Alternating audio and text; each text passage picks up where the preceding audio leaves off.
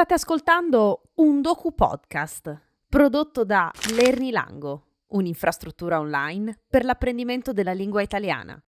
Per saperne di più e per leggere la trascrizione del docu-podcast, vienici a trovare su lernilango.com. Per adesso, buon ascolto del docu-podcast La Tanella di Pitagora.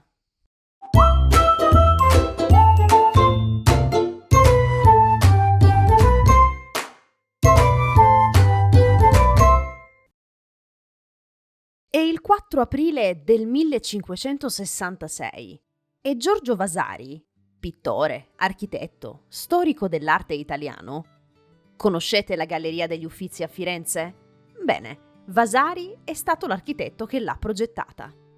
Dicevo, è il 4 aprile del 1566 e Giorgio Vasari scrive, in una lettera indirizzata ad un suo amico, che passeggia sotto Cortona.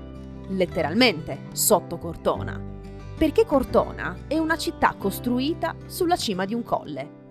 Quindi Vasari passeggia, immaginiamo in questa tiepida e piacevole mattina del 4 aprile del 1566, Vasari passeggia nelle zone di campagna sottostanti alla città di Cortona. Perché questa passeggiata? Per vedere un'anticaglia, scrive, chiamata dai locali Grotta di Pitagora. Un'anticaglia è un oggetto antiquato, lontano dai gusti del tempo, una cosa antica, semplicemente. Un'anticaglia può anche essere un oggetto acquistato al mercatino delle pulci o mercatino dell'usato. L'anticaglia di cui parla Vasari, però, non è un oggetto, ma un monumento situato in una stradina di campagna sui fianchi dello stesso colle, ripeto, sulla cui cima sorge la città di Cortona, stradina dalla quale si può ammirare la Val di Chiana, che vedete ora di fronte a voi. Ora, invece, siamo di fronte al luogo recintato dove è custodita la Tanella di Pitagora, l'anticaglia di cui parla Vasari, cioè un suggestivo monumento funebre risalente al secondo secolo a.C. Attraversando questo cancello si accede a questo pezzo di terra a forma di serratura circondata da cipressi toscani. All'estremità rotonda della serratura potete vedere il monumento, la Tanella di Pitagora. E anche un bassotto in esplorazione. Ma chiariamo un po' le cose. Ho detto che questo è un monumento funebre del secondo secolo a.C., ma che è denominato Tanella di Pitagora. Cosa c'entra dunque Pitagora, filosofo greco, con questo monumento? In realtà assolutamente nulla. Il nome deriva da una confusione che è stata fatta tra Crotone, città di Pitagora, in Calabria, e Cortona, città dove è sito il monumento. E quindi si è creduto a lungo che questa fosse la casetta in cui Pitagora professasse e insegnasse la sua filosofia. Questa confusione ha dato il nome alla Tanella, che in realtà è un monumento funebre, una tomba risalente al periodo etrusco.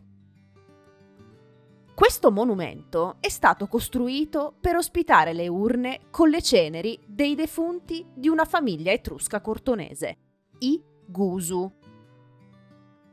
Questi che vedete ora si chiamano loculi ed erano delle piccole nicchie dove venivano poste le urne contenenti le ceneri dei defunti.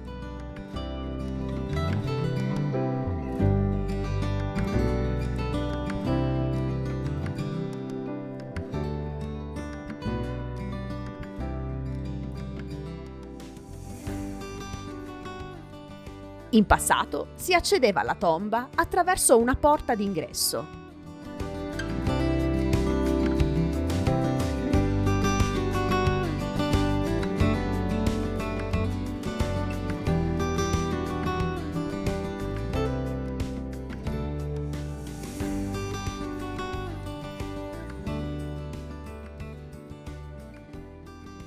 E, vedete, si possono ancora vedere i buchi nella pietra per i cardini della porta. La struttura è fatta in arenaria, un tipo di roccia.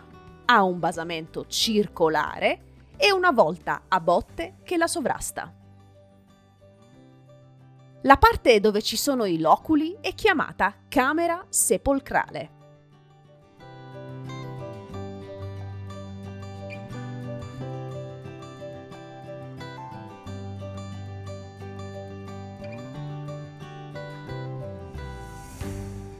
Le informazioni su questo monumento sono finite, perché è piccino e una cosa piccina si descrive in poco tempo.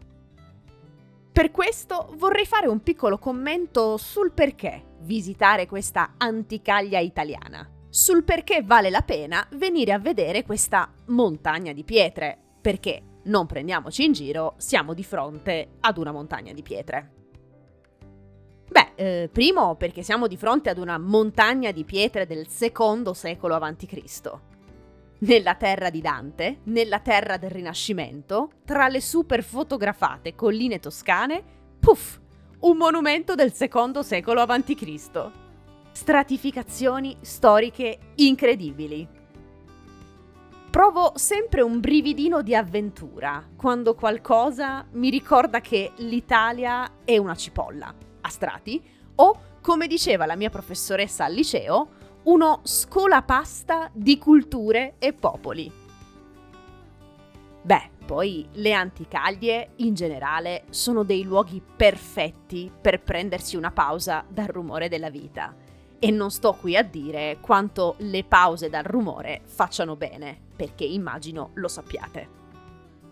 Quindi, concludo così questo piccolo video, questa piccola passeggiata nella storia italiana, che spero vi sia piaciuta e spero sia stata una piccola e piacevole pausa per voi. Grazie per l'ascolto.